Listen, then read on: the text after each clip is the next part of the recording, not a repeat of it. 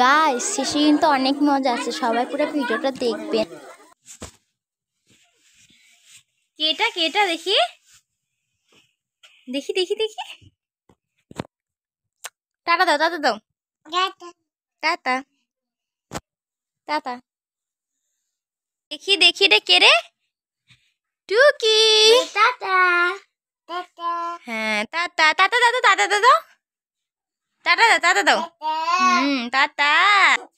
এবার দেখাবো আমার ভাইয়ের ছোটবেলার ভিডিও। বলতো কোন পাখি উঠতে পারে না? মরা পাখি। কোনো পড়াশোনাই করছ না তুই। এটার জন্য পড়াশোনার দরকার হয় নাকি? আচ্ছা আপনি কোন তো আপনি জীবনে মরা পাখি উঠতে দেখছেন? আরে খুদ বেয়াদব তো।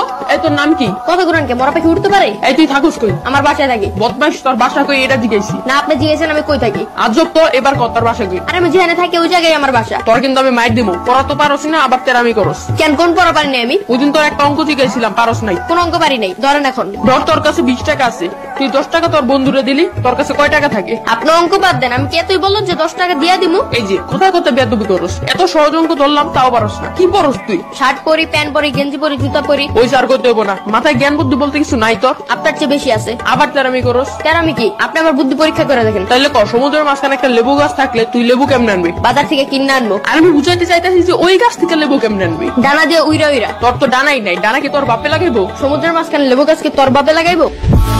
মজা লাগলো ভিডিওটা, আর কেমন হয়েছে কমেন্ট করে জানাবেন। লাইক সাবস্ক্রাইব করতে ভুলবেন না কিন্তু।